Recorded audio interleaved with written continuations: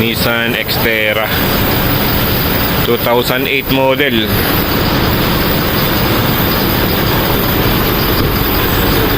So ayan yung ating project car. So ngayon, nandito ako sa Talyer. What's up mga Kurt?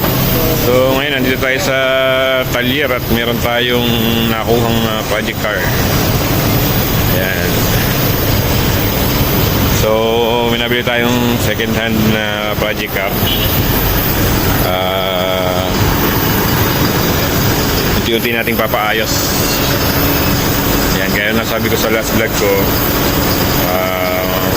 maghahanap tayo ng sasakyan. So ito yung napili ko kasi mahilig din ako sa weekend, pagka magbe-beach. So kumuha ako ng 4x4 pang off-road. So ito siya, pakita ko sa inyo. So ayan,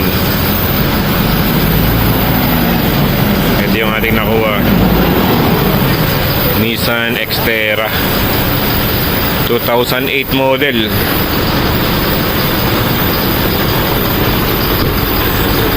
So ayan yung ating project car. So ngayon, nandito ako dito sa Talyer.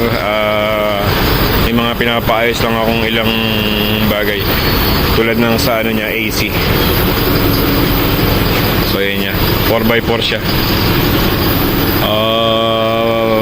Actually siya 5-seater, pero maluwang din naman yung niya, likod niya.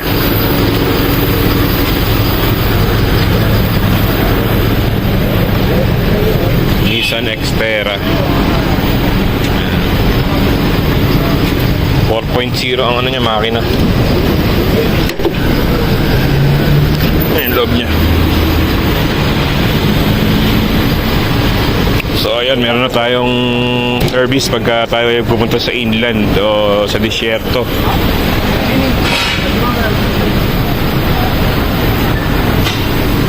2008 model Nissan Xterra. May pinapaayos lang ako sa nito, sa AC.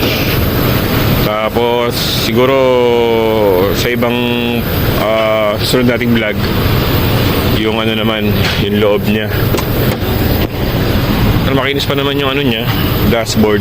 Ayan, yung upuan. Ito, konting papashampoo natin yan, papalinis natin yung loob niyan, papadetail natin yung loob niyan. Okay pa naman yung niya, yung kisame. Ayan.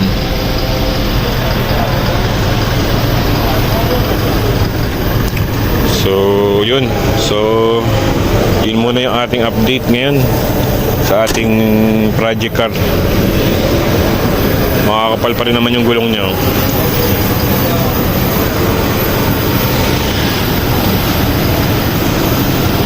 So yun, abang-abangan kayo sa susunod kong upload tungkol sa update natin yung sa ating nakuha sasakyan.